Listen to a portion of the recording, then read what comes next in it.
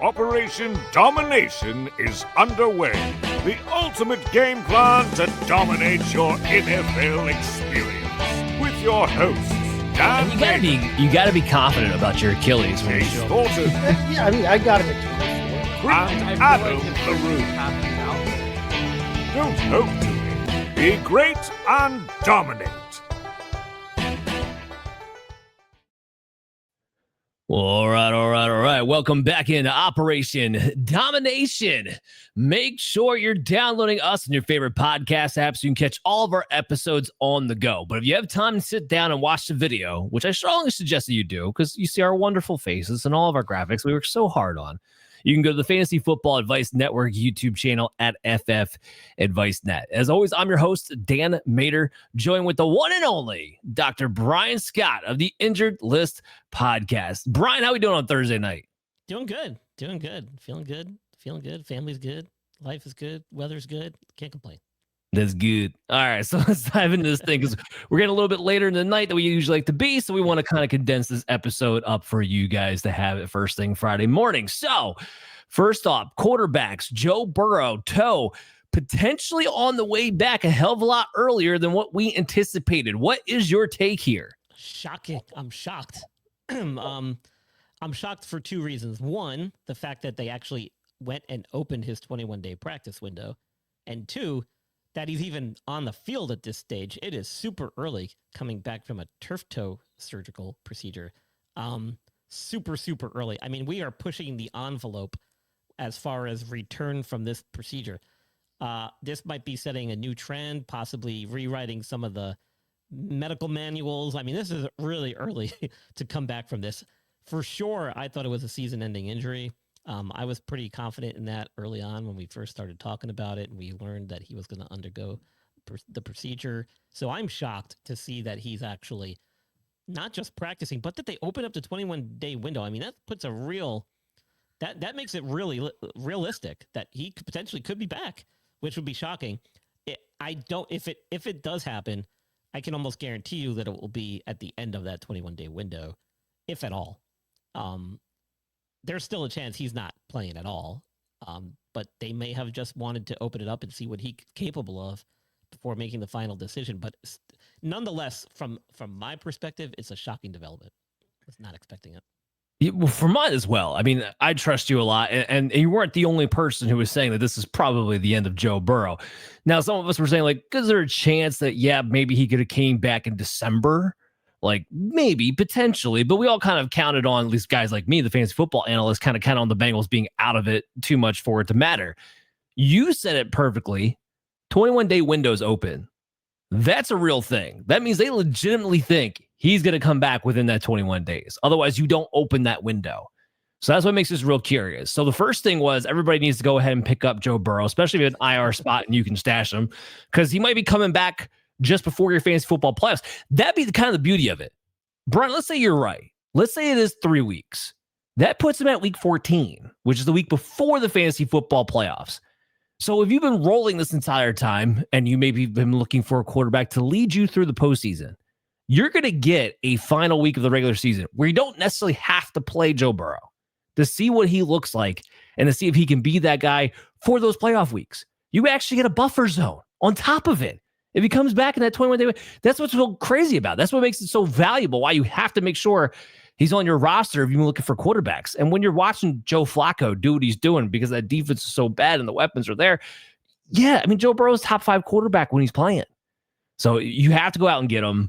If you've had Joe Flacco, the ride's been fun. You can keep riding a little bit longer. It may not be for much longer, though. We'll have to see. But kudos to Flacco, because he's the reason the Bengals have any hope, in my opinion, to even consider making a move like this to begin with. It's an incredible story, one that we're going to watch very, very closely. All right, so let's talk about Jaxson Dart dealing with concussion issue. You think there's any chance he suits up this weekend? No, the Giants have already made it official. He's not playing. They've named Jameis Winston the starter. They've relegated Russell Wilson to the third string. And I think that's a good call. I think it's time to see what Jameis can bring to the table. Russell's had his chances, and he's blown every single one of them. I think they're doing the smart thing with keeping Jaxson Dart out, whether he passed concussion protocol or not. Let's give this kid a little bit of a break. and not ride him too hard here. Their bye week still not yet here. Let's get him through that safely. I think this is the smart move. Let's be honest. I mean, the Giants are playing for nothing anyway this year, except for the fact that they want to make sure they've got their franchise quarterback.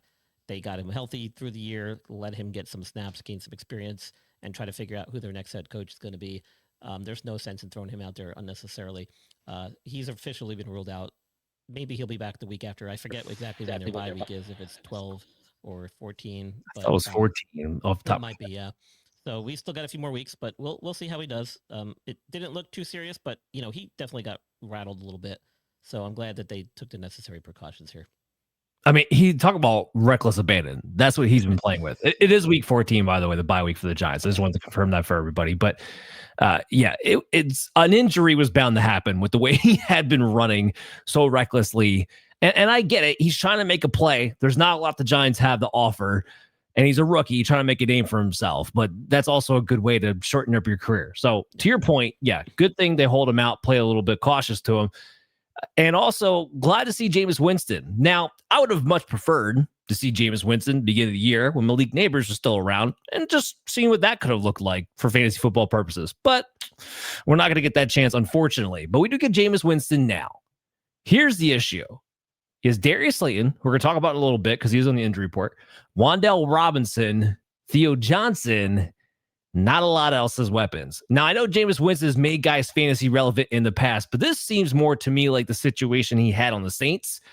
And other than Chris Olave, nobody was really that relevant. And even though Olave wasn't as relevant as you have liked to have seen with Jameis and his history of being able to make wide receivers extra relevant than what they normally are. But it's still going to be fun to watch, I believe, no matter what. Jameis Winston does not crack my quarterback streaming for this week because of the matchup against the Packers.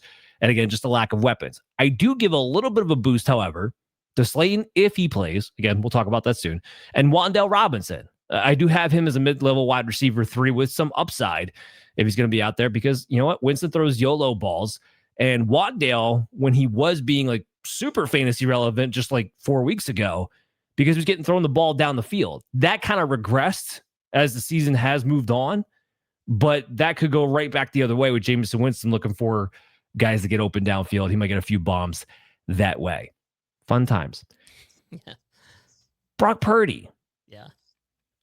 I think we have an update. Yeah. I mean, it sounds like he's doing more each day at practice, and they are optimistic that he might be ready, if not this weekend, then possibly week 12. I don't think this turf toe injury is gone. I don't think it's ever going to go away until he has it addressed, or at least has ample time to rest and let it heal. And that point has been echoed by their head coach, Kyle Shanahan. But they're preparing him ever more each day. He's taking more and more reps and ramping up his participation. I still don't think we're going to see him week 11. But week Are you 12, sure? Well, hold on. Because, I mean, maybe you don't have the last update that I have. Then. Because Kyle Shanahan today, during a show, said Brock Purdy very much going to be active. Not only is he very much going to be active and starting this weekend, he's not even on the injury report anymore. He practiced in full today. Well, that's shocking, too. And that's not the update I had, so thank you for filling me in. Yeah, that was an update going around. I think it was Game Film. There's some sort of show that Shanahan does on a podcast, and he came out on Thursday today and said that Brock Purdy's going to be active playing this Sunday and no longer on the injury report. He practiced aggressively yesterday, practiced aggressively today, and passed with flying colors. Doing that. I knew that there was still some optimism that he might be available, but then the fact that they're saying now he is and he's starting, good luck. That doesn't give us a vote of confidence at all. I don't. I mean, listen, everything Kyle Shanahan said so far has been erroneous, has been misleading. Sure. And not just with Brock Purdy, but with everybody they've had injured. Brandon Ayuk, Mac Jones, Ricky Pearsall. I mean, the list goes on. I can't put much stock in what he says. Now, fine, they're going to activate him. He's going to start. Are you going to see 100% Brock Purdy, who's barely ramped up his activity except for the last few days?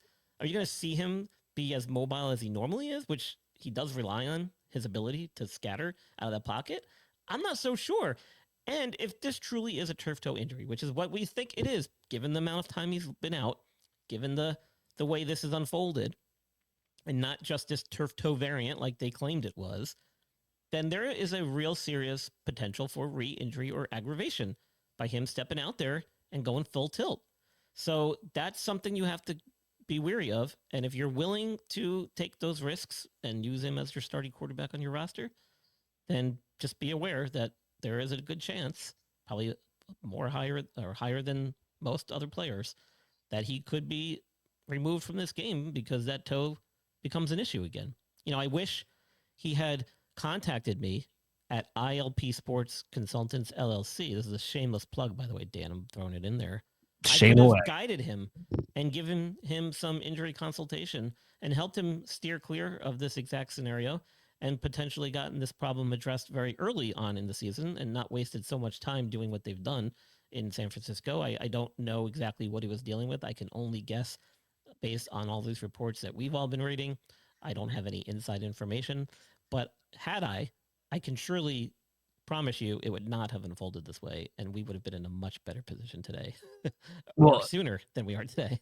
Brian, I've already petitioned the 49ers to hire you and fire their training staff for a while now. So I'm looking for replacements. You're definitely the guy that I've been trying to recommend that they go ahead and do that with. As far as the fantasy impact of this, to your point. So here's what was also part of the story that was funny. Let me back up for a second. One of the reasons they said they brought him out to play week 4 when he got re-injured is that they were told by the medical staff that he would have to be hit a very particular way to re-injure that injury. That was the story that was being told. I know you're shaking your head. No, I'll let you comment about it in a second. But that's what Shanahan was putting out there, that they were told that they would be or had to be hit in a certain particular way to re-injure himself. And then that hit wound up happening in the form of being stepped on, and that re-injured it. And then, here we are. Anyway, again, I'll let you comment in a second. So now they're saying that Brock Purdy has aggressively practiced on Wednesday, took all the first team reps on Thursday, has responded well, and is good to go. And Shanahan, again, mind you, lies his ass off quite a bit. Shanahan has said that we will not put out Purdy until we are sure he's 100% healthy, because Mac Jones has given us that luxury. So Shanahan, basically, without saying, is saying to you, Purdy's 100% healthy, or at least as healthy as he's going to be, and expect a normal Brock Purdy. What does that mean for fantasy football purposes? In theory, let's just take it from there. Low-end QB1, high-end QB2 this week. And the only reason he's even that high for me, because with this hiatus off, I would be nervous about rust. To your point, he needs his mobility to give him a little bit more of a floor value from week to week. The Arizona Cardinals might be the one team, especially on defense, as banged up as the 49ers right now. So that's kind of what that boils back to, where he does find his range. If you have Brock Purdy and you've been having quarterback trouble, he is in that streaming territory against a banged up Arizona Cardinal team in general, but defense as well. Okay, so now that I've given you the fantasy football of it all, go ahead and respond to everything I just laid out for you. Yeah. That I don't know many healthcare providers that can predict the exact type of forces or injury that needs to occur for a re-aggravation. Okay, let's be clear about that. He had the injury. It's an important part of the anatomy of your foot. It's under a tremendous amount of stress with just normal activities. You can't honestly tell somebody that, oh, it's only going to get re-injured if you are hit at this angle, at this speed, this trajectory. That's impossible to say. Once he had that injury, the risk of re-injury is there with just normal walking, with just normal pivoting, planting, pushing off your foot. That's the significance of a turf toe type injury. And that's why it led to surgery for Joe Burrow. That's why it affected Deion Sanders' career to such a extent. So that's hogwash. I don't accept that explanation. So yeah, I'm just ignoring that entire line of commenting from Kyle Shanahan. The reality is that once that injury happened, without proper rest and treatment, it was never going to get better. And if he truly is 100% recovered, it's because of the amount of time they've given him to let it heal. And it may still be a turf toe injury, which means that the possibility of a re-injury or aggravation is very high, because no matter how much you try to emulate game-like conditions in practice, you just cannot do it. You don't necessarily, you're not able to make those quick agility type reactions in unknown circumstances. Everything is a controlled environment when you're on the practice field, no matter how much you try to simulate game conditions. So unless they were going full tilt scrimmaging with their defense, then there's no way that he replicated a game-like situation. And I don't buy it until we see him out there in the field. Yeah, no, I totally agree with you. I'm just laying out all the facts for you because it's a fun, interesting conversation. No, you're good. It's a fun, interesting conversation. Yeah. All right, so let's talk a little bit about Jayden Daniels. And here, we knew he was going to play this week, but I just kind of wanted to get into the whole, okay, there's a lot of reports that the dislocated elbow was not as bad as initially thought. He's not going on IR. Yeah. So what do you make of that as far as a timeline is concerned? Well, first off, apparently their MRI showed no ligament damage, which is impossible if you dislocate your elbow, unless you're Gumby or Plastic Man. Your elbow doesn't dislocate unless the ligaments have been torn. So that we can just throw out the window. Now, it wasn't enough of damage to result in the need for surgery, and that's not unusual with a first-time elbow dislocation. Plus, it's his non-throwing arm, so that all played into it as well. So that's not unusual to hear. And the fact that he could make it back before the end of the season, we said that was a possibility too. I think it will be at the earliest, not until after their Week 12 bye. And that may be a real possibility. Again, it's not his throwing shoulder or elbow, I'm sorry. He can play with a brace on it as a form of protection. That typically does require a very specific type of injury pattern for it to happen again, which as a quarterback getting tackled and sacked, your natural instinct is to extend your arm out to brace your fall. So that is a real possibility. So if he's going to play, that brace better be well fitted and a solid brace that can protect him, or he better know I got to tuck my elbow and not extend my arm out straight. And that's hard to do sometimes when it's a reactionary move. But it's a real possibility he can be back. I think we might see him. It's probably not going to be at least until week 13 or 14 at the earliest.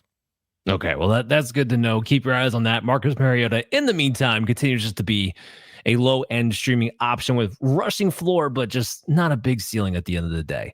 CJ Stroud was already ruled out with the concussion, so I'm just going to go right into the fantasy analysis of it all, which is Davis Mills takes back over. And as a result, I actually have a little bit more confidence in Nico Collins. And this isn't a knock against CJ Stroud. I mentioned this in yesterday's show. Make sure you go back and listen and watch Operation Domination. But I talked about how, look, with Davis Mills coming in as the backup quarterback, he's more likely to lock on to his first read and feed them more often. And it showed. Nico Collins last week with Davis Mills starting had his second highest target share of the season. And the week before, when Davis Mills had to come in for a majority of that game, he had his third highest target share of the season. So there's a pattern here where Davis Mills is locking on to Nico Collins, and that extra volume, he's actually performing like the wide receiver one that you drafted him to be, where you haven't had much of that for the season. So for now, I think it's a nice little boost. I'm not saying Davis Mills is a better option for Nico Collins than CJ Stroud is. That's not what I'm saying here. CJ Stroud is more likely to spread the ball out, disperse the ball a little bit more. But here's what we got to watch. Houston came back, won that game against Jacksonville. If they're winning games by consolidating touches around a Woody Marks and a Nico Collins, then that might carry over for when CJ Stroud comes on back. But, just kind of throw that out there for now. Nico Collins, actually feel pretty confident about him as a wide receiver one this week, even with Davis Mills. Let's jump into the running backs. J.K. Dobbins dealing with that foot issue. Any update here? Because we did talk about this a little bit last week, but we haven't really gotten much more detail. He's not on my end. Correct. We don't know exactly what the injury is. However, they have said that they're monitoring it and that apparently he's seeking some type of second opinion. He's not been placed on IR, so there is some optimism that this might not be that serious and he may be able to return shortly. However, but for nothing else other than his injury history, this is very concerning. So I'm listing him as doubtful, at least for this week, if not for several weeks going forward. I don't think we'll see him. I don't think he was there at practice at all this week as of yet, and probably won't be if he's seeking a second opinion, because he could be doing that out of state. It sounds like a problem, and it could be a season-ending one if that's the case. It's J.K. Dobbins at a foot or a knee. Like a foot or a knee comes up with J.K. Dobbins, you automatically have to worry. And I feel bad for the guy, I do. But if you had J.K. Dobbins and you looked yourself in the mirror, you had to know that this was probably inevitable, because he's literally not made it through an entire season without picking up a few games absence, bare minimum, a few games absence, BTW. In the meantime, we're finally going to get to see RJ Harvey as the lead running back of the Denver Broncos this week and what that's going to look like. Now, here's the problem. Do not get overly excited this week about RJ Harvey. I have him as a mid-level RB2, which I think is very, very high and very, very fair for two reasons. One, Sean Payton's going to be a pain in our butts. Tyler Beatty and God knows what else he decides to come up with is going to get some touches, because that's just what Sean Payton does. RJ Harvey will still be the lead. But two, they got a matchup against the Kansas City Chiefs. This is not an easy defense for any running back to go up against. So kind of capped on the ceiling with the matchup. And then we have to know that Tyler Beatty is going to get involved, or somebody's going to get involved, or RJ Harvey getting, let's say 60% is the goal that we're looking for. Probably not 80%, like a lot of people would hope for in this situation. So just kind of keep that in mind. But definitely a guy in my top 24 and a starter this week nonetheless. I think we got some movement on the Bucky Irving front. We do. He was cited at practice and taking snaps through a walkthrough, mind you. So I'm not so sure that I'm convinced enough that he's going to get the green light, although he has been doing stuff, I think, in a limited fashion on Wednesday, Thursday. So he's listed as doubtful even still. Right. And that carries with it a 25% chance that he plays. So we're not going to see him probably this weekend, but that leads to some optimism for possibly week 12. Here's what I'm trying to wrap my brain around. Todd Bowles, I almost feel like they're like the same guy almost. But anyway, Todd Bowles comes out and says there's no timeline on Bucky Irving. This was on Tuesday. And everyone was like, great. So we're out of the bye. We thought he might come back after the bye. And now you're telling us there's still no timeline coming out of the bye week. So automatically we're expecting not to see Bucky Irving at all, not at all in practice. Then he practices a limited capacity on Wednesday. And then he practices a limited capacity again on Thursday. So he was like, what do you mean there's no timeline when he's finally doing things on the practice field he hadn't been doing before? Why are you bothered to yank your chains? Like, just come on. The best part was the video was of him literally being handed off a ball from Baker Mayfield and while wearing sweatpants. They're all wearing sweatpants doing a walkthrough. So that tells me absolutely nothing about it. That says nothing. Sure. But this is the first time he's been out there, so at least there's been movement for that. Correct. So yeah. We don't, again, like Brian said there, don't expect to see Bucky Irving this week, but now there's movement. At least we know that this isn't some like season ending injury that they just didn't want to tell us about. So we do have movement, at least in that sense. While we're on the Bucs, I mean, Chris Godwin, I know we're not the wide receivers yet, but he kind of fell into the same category. Yeah. I was just looking at his stuff earlier today. He was a limited participant on practice, which, again, opens the door for a potential return, although I'm not convinced we're going to see him still anytime soon. I think it was Jeremy Fowler of ESPN was reporting that it's still going to be multiple games before we see him back, possibly not even until late November or December. They keep referring to it as an aggravated left fibula. I don't know what that means. My theory all along has been that he had some type of stress fracture in that fibula in and around the area where he had hardware placed from the surgeries that he had done earlier. Other than that, the only other thing it possibly could have been is that he'd never healed that fracture, even with that surgery that he had. And if that's the case, that would explain why so many weeks out and so much inactivity. But usually with that, you have a definitive healing amount of time, and you can definitively diagnose whether it's healed, and that should be like, okay, he's good, let's get him out there. But we're not seeing that, so who knows what it was, but it sounds like it's still going to be a few more weeks before we see him back. Yeah, just again, it's kind of like the Bucky everything. Great that we're seeing some kind of movement on that front, but yeah, not holding my breath. All it does is secure that, hey, if you have him on the IR, keep him there all the same. Isaiah Pacheco still dealing with the MCL, still not practicing. So are you surprised by this? They're coming out of the bye week. I'm not surprised. Sometimes these injuries can seem kind of mild at the beginning, and then over the course of the next few days or even a week or two, it can develop into a little bit worse an injury than they originally thought. And the Chiefs are pretty deep at the running back position. It seems like every year they've got depth up the wazoo in all their offensive positions. So it's like a guy can go out and another guy will step right in and fill the void. And I think they're just being cautious here, given that they're coming toward the end of the season to make a run. So I think it sounds like it's probably going to be no this week for sure, which means he'll miss his second straight game. Possibly a third week it will be a third week because then they have a bye. So we're probably not going to see him back for at least a couple more weeks when they come off the bye. And that should be ample time. Okay.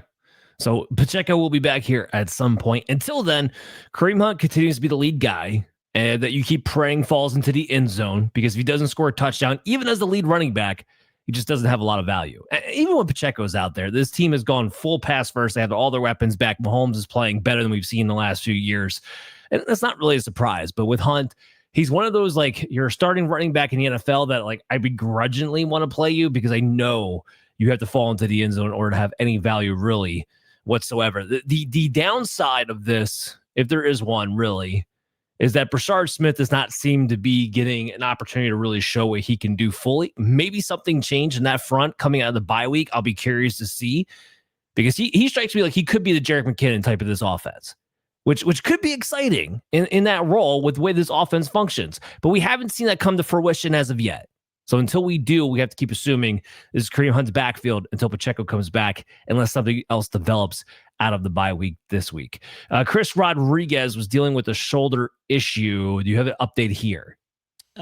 Reports have said that he practiced in full on Thursday, and he's not carrying any specific game time designation. So it sounds like we'll assume that he'll be ready game day and active. So here's the other aspect of why I wanted to bring this up. Rodriguez is now the 1A to JCM being the 1B, with Jerry McNichols fully having the passing situation role as the backfield. It's a three-way committee. I say that to say this. I don't want to play a Washington running back, period. Like, you guys keep looking for value at JCM, proving he's not that good. Chris Rodriguez, that wasn't a fault. That wasn't like a unintentional situation that happened this past week. It was intentional that Chris Rodriguez was the lead guy, and he got banged up, and then JCM started getting work. I don't even know if this would have been a 50-50 split unless Rodriguez got banged up. Doesn't mean I want to go ahead and start Rodriguez. Very low level RB3, spot starter in a hard bye week for a team. If you need somebody just who's going to get touches in the backfield, fine. Otherwise, not a ton of upside here, even against Miami, whose defense has played better the last couple of weeks in an international game. All right. So looking for better options if I can at all have it, but JCM definitely not the option I'm going to play if I had to pick between the two. Trey Benson, I thought he was going to be back this week. That's what Schefter told me. What are you hearing? He was wrong, and that's not the first time he's been wrong. He's yet to be activated off of IR, but he's also yet to have his 21-day practice window open. So apparently the team is taking that day to day. But until we see that happen, it's hard to predict the return. So as of right now, he's still out. He hasn't, until that practice window gets open, he cannot practice with the team. So if he's doing anything, it's with the training staff, the medical staff, off to the side, and it doesn't really help determine what he's capable of because he's not doing anything. So until we see him enter that 21-day window, it's going to be hard to see where he's at and how far recovered he is. So that's not a good sign if you're looking to get back in there anytime soon. I think the only thing that's really disappointing about it, because I'm not really that upset that the Cardinals are being cautious with a guy coming off of a sprain the way that he was. I'm not really upset by that. It was just annoying that Schefter comes out and like tells people, like, because usually when Schefter comes out and gives you a report like that a week in advance for teams on a bye week, it's usually because he's got some concrete source information. So you take it one of two ways. He was just flat out wrong, which is possible, or that Benson had some sort of setback or is not as far along as they really thought, which can be a little bit concerning if you've been hoping Benson could be a key to your playoff run here the second half of the season. So things to watch there. It does still sound like to me, and you kind of laid it out there, like this is not going to be a season-ending thing for Benson, but it just might be a little bit longer than what we were hoping for. In the meantime, Bam Knight, who's dealing with an ankle issue, he practiced in limited capacity today. And Demercado continued to be the committee from hell because you don't know which one it's going to be from week to week. Demercado's got more juice, but even last week, even after Demercado had a huge game in week 9, Bam still came out and was the lead back until he got banged up a little bit. Like, it was kind of very similar to the Washington situation. Again, this is another backfield of which I just don't want to touch. Just don't want to touch if I can at all help it and get another option. This one I do want to throw to you, and I know this was a last-minute ad, but Justice Hill, dealing with the toe, has not practiced the last 2 days. Do you think this is turf toe? I mean, unless he like broke a toe, and any other toe other than the big toe usually wouldn't pose as kind of an issue. That's a possibility. However, we're also at the time of year where some of these injuries, depending on the severity, may not be that bad, but it's not unusual to see players skip a day or even 2 days of practice during the week in preparation for an upcoming game. Their playbook is relatively unchanged, and even then, it doesn't necessarily mean you have to step back on the field to be able to prepare for Sunday. It's more about preparing the defense and adjusting your game to the other team's offensive style. So with an offensive player like this, it's not unusual for them sometimes to skip some time during the week in preparation for their game on Sunday. So I wouldn't necessarily rule him out completely. If he's available and does any type of limited activity on Friday, and he might carry a questionable tag, but he could still be available. We'll see how this plays out. I really want to bring this up. Keaton Mitchell has actually looked good finally back in his return. And he's going to get an increased amount of opportunities if Justice Hill's not going to be able to play. Now, Keaton Mitchell himself is more of if he's available in your dynasty leagues, take a flyer on him, pick him up. Here's the thing with Derrick Henry and Justice Hill. Now, Derrick Henry has not given you the value necessarily that you have wanted so far this season, although he is known for making second half runs. But Justice Hill was never a threat to Derrick Henry and his touches. Justice Hill had his own role. You knew, okay, fine. Ravens get into a negative game script. Justice Hill has the passing down role. That in and of itself might eat into Derrick Henry, but that's game script dependent. That's not player dependent. Keaton Mitchell's a real explosive threat who's a much better runner than Justice Hill, where I think potentially, if he keeps getting more opportunities, could actually take away from Derrick Henry despite the game script. Now, I'm not saying he overtakes Henry. Don't get me twisted and don't exaggerate with what I'm saying here. But what I am saying is that it might be enough to be a little bit annoying on top of Henry, not necessarily giving you the value with the usage that he has so far to this point this season. Just something I'm going to be keeping my eye on. Let's dive into wide receivers. There was a big talk this week about Marvin Harrison getting surgery. Tell me about that. Not a huge deal. It just comes at a really bad time. Apparently, he had his appendix removed. And the good news is that procedure is very commonplace nowadays. It's done very quickly in a very minimally invasive approach through very small incisions within the abdomen. And assuming they got to it early and he didn't have any complications from the appendix being inflamed, where it ruptured and caused infection in his abdomen, then it's usually a very straightforward, quick recovery. The only issue is we're dealing with the core.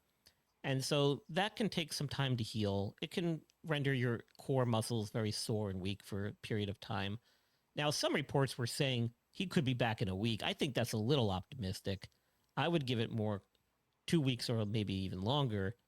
The incisions still have to heal. You got to make sure there's no wound issues there. That whole process can sometimes take a week or two. The good news is they don't do this procedure like they did when I had mine removed my senior year of high school in the summer right before we started school, which basically laid me out for the entire fall season and took me forever to bounce back from, because we used to do it with an open incision in the abdomen, which was brutal and very difficult to recover from. Now they do it through very small portal incisions. So it's I've seen it done in like 15 minutes from start to finish. So it's not a crazy procedure as far as surgeries go. It's just the only issue is your core. Yeah, the timing of it is the timing of it is what's weird here. So because since it's right in the middle of the season, now like you said, he's going to miss a week, at least a week, maybe a couple. And this is a thing that can pop up at any time. Like there's nothing that he may have done that preceded this. Sometimes these things, they just happen. Appendicitis can happen at any time. It typically does occur in teenagers or people in their 20s. So it's not an unusual event to happen at his age. And, and this is not something that was brought on by anything he did or didn't do. It just happens. Yeah. Well, as a result of just happening, the Cardinals are going into this thing with no Benson, no Marvin Harrison, and no Kyler Murray. Not that that's really a downfall for anybody right now. In Marvin Harrison's absence, it means Michael Wilson likely goes to play his role within the offense. Greg Dortch maybe gets a little extra volume heading his way. It's Trey McBride all wheels up. Michael Wilson, if you're in deeper leagues, you want to take a shot on, I do have him as a high-end wide receiver 4 heading into this week. But this looks more to me like Trey McBride or bust, essentially, when it comes down to this offense playing against the San Francisco 49ers team, which, McBride should be open against because without Fred Warner, their linebackers cannot cover. All right, so we got some bad. I know this team's playing tonight, but we had some bad news on this, so I wanted to touch on it now. Garrett Wilson, knee issue, goes on IR. Do you think we're going to see him again this season? Well, I didn't know they put him on IR, and my guess is no, we don't now. Originally they were saying possibly 3 to 4 weeks, and I was saying if they're going to do that, he's probably not coming back. But now that they put him on IR, I'm almost certain we're not going to see him back. Yeah, it was. You were waiting for Garrett Wilson to get back, and then it was like, all right, cool. It lasted for about a quarter. He gets re-injured, and then it was like, all right off the bat, multiple week injury. And then, they put him on IR as of yesterday to create the roster spot. Between the Jets being terrible, Garrett Wilson, them making it clear that he's one of their young pieces of the future, and this automatically having to be at least a 4-game absence anyway, I'm with you. I don't think Garrett Wilson comes back this season. If you got a free IR spot and want to hold on just in case, fine. Because I will tell you, I was wrong about Joe Burrow. I didn't think Joe Burrow was coming back, so I told you to drop him. So for that reason, I won't say to flat out drop Garrett Wilson, but I think something you probably could do if you need to. They can blame it. I'll take the heat. I will say he's not coming back. Okay, I'll take that. Brian Thomas dealing with that ankle issue. What's the update there? Yeah, so apparently it was a high ankle sprain. He was out for week 10. He had low grade high ankle sprain, okay? It's low grade. Low grade, sorry. Forgot to throw that in there. Had a limited practice session on Wednesday. Not sure what he did on Thursday. I'm still hesitant to give him a green light. Anything with a high ankle sprain, you're usually talking multiple weeks. And this is one of those injuries like a hamstring where until I see him get through a full practice, I'm not convinced that they're ready. So barring any change over the last 24 hours, I'm not so sure he's going to be available this week, but he might carry a questionable tag if he's not doubtful, but otherwise we'll see him out. Yeah, and what's funny is Parker Washington was actually not 100%. He's limited practice. He's expected to play, which is why I didn't bother putting him on this list. Here's what was great about last week. Jacoby Myers got traded from the Raiders, and even though it was his first week with his new team, only playing about 27 snaps for the game, 4th most snaps on the team for the wide receivers, he still led the team in receiving. Like everybody went crazy about Parker Washington because he had the 2 touchdowns. 1 touchdown was a punt return, by the way. And then he had like 3 targets and it led to another receiving touchdown. It's not usage I'm crazy about, especially when there was vacated targets all over the place. But Jacoby Myers comes in right away in a limited role because he doesn't know the full playbook yet and was already able to establish himself as being a trusted weapon for Trevor Lawrence. All wheels up for Jacoby Myers. And I don't mean all wheels up as in like this is a league winner or anything like that, but I mean all wheels up in the sense of like if you had drafted Jacoby Myers as to be your wide receiver 3, like a guy to have a high floor and solidify you in that spot, I think he's going to be that again sooner rather than later, maybe even as soon as this week if Brian Thomas continues to miss. So that's why we want to lay that out there for you in that sense. Devontae Adams dealing with a back issue. Do we have anything to worry about? I don't think so. Sean McVay has been very vocal, saying that Devontae Adams is making good progress. He has been told by Devontae that he's going to be ready to play. He expects that he's going to be ready to play. And it sounds to me like he probably will be. This is a veteran. He's not going to risk it in practice. He did a walkthrough the other day, I think, on Wednesday, coming off the injury. So it doesn't sound like it's a serious thing. It's probably more rest related. I think he'll be good to go this weekend. Now, whether that affects him or not, we'll have to see. Anytime you're dealing with a back problem, that can be a very nagging thing to play through. But Devontae Adams has been in the league a while now. I don't think he would be saying that, and McVay would be relaying that message if that wasn't true. All right, well, that's good to hear there. All wheels up. Adams plays. You're plugging him in your lineup. I just wanted to ask you one Terry McLaurin question. Does he play again this season? I don't think so. Okay. If I was a betting man, I'd say no. I tend to agree with that as well. Let's just move on. Calvin Ridley, there is an update here with his hamstring. So he was a limited participant in practice on Wednesday. I maybe a limited on Thursday, not exactly sure. I did my research a little earlier today, so I couldn't tell you exactly. But regardless, this is one of those injuries, like I mentioned earlier, until I see them get a full practice session in, I'm a little hesitant to say that he's going to be back at green lit, ready to go. I think this would be, if he did miss this week, I think it would be week 2, maybe week 3, I forget, that he'd be missing. So, and that's not unusual with a hamstring injury, even a mild one. So we'll see what he's able to do ramping up the rest of the week, and he might carry a questionable debt tag into the weekend, but chances are we're probably not going to see him maybe for at least another week.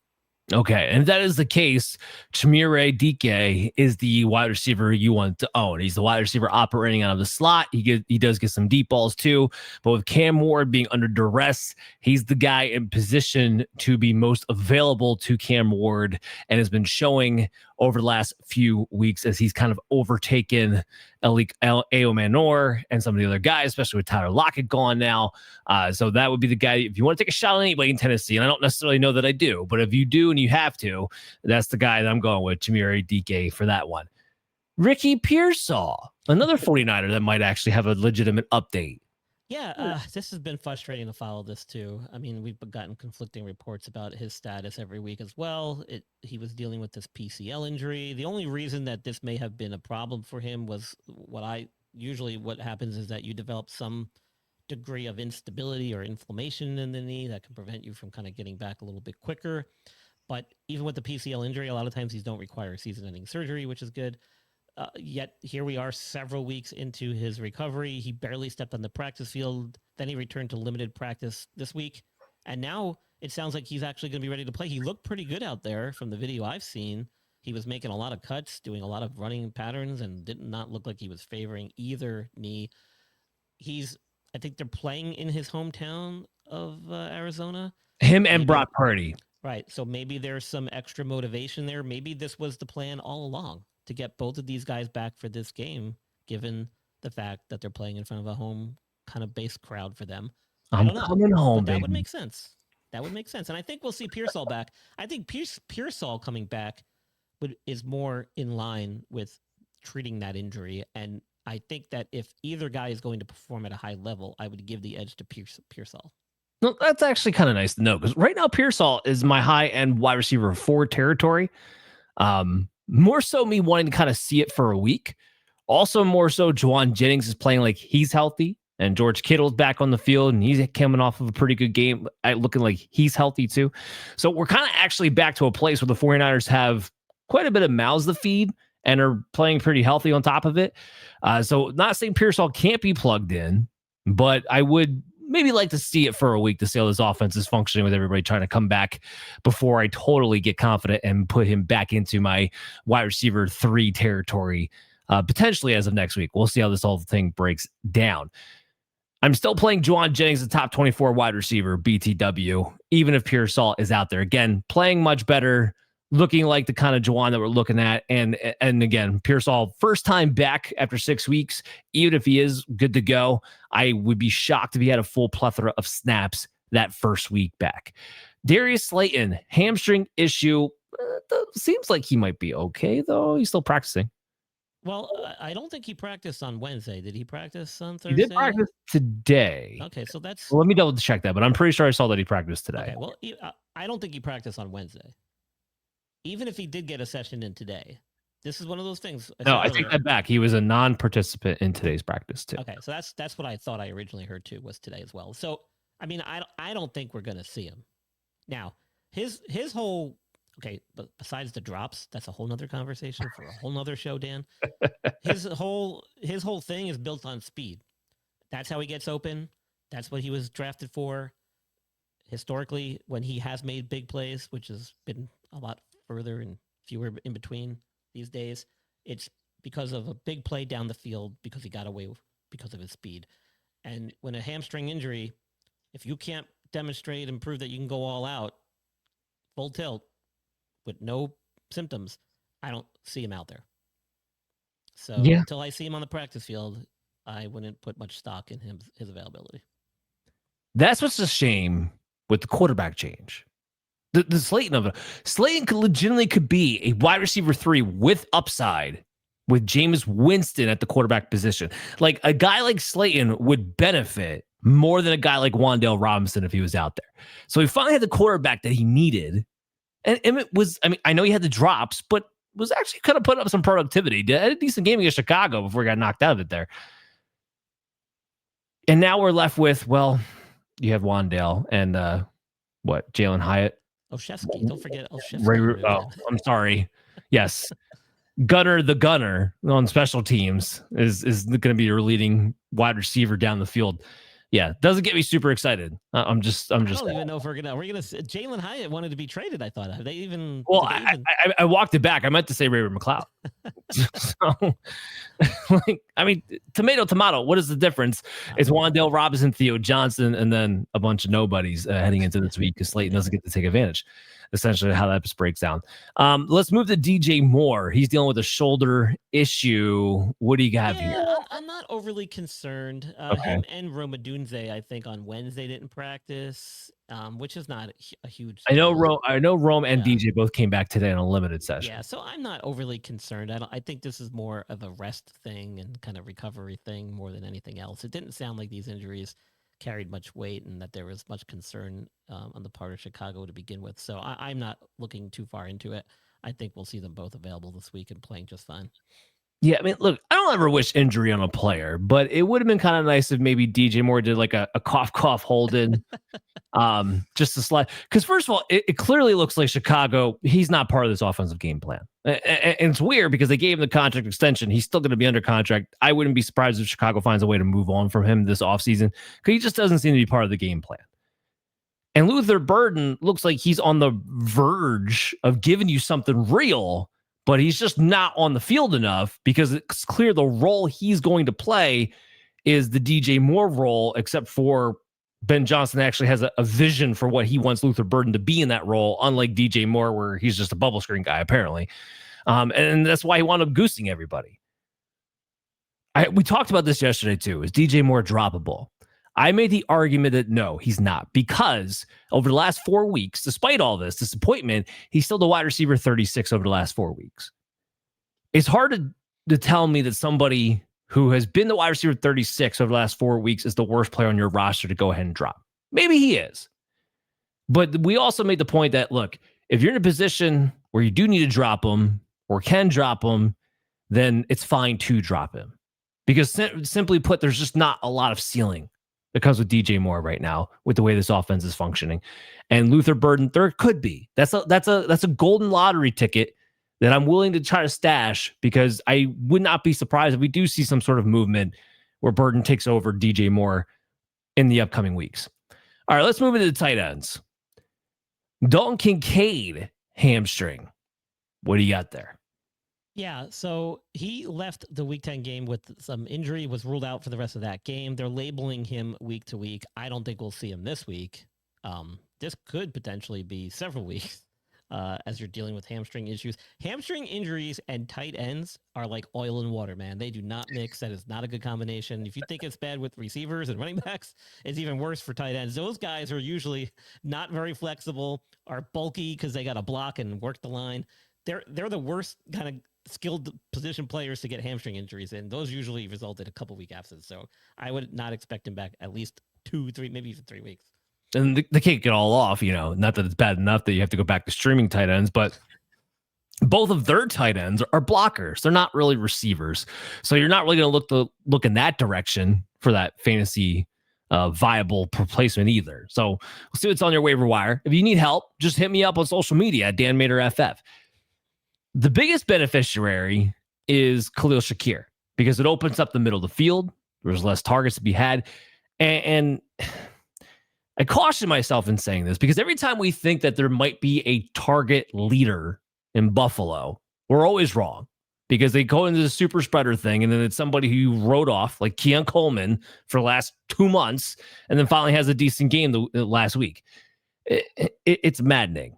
But based on the way Buffalo runs this offense, and even though I still don't think he has a tremendous ceiling, Khalil Shakir, in my mind, does still have a mid-level wide receiver 3 floor. Not unlike a Wandale Robinson, to be honest with you. Very, very similar type of role, very similar type of value in my book.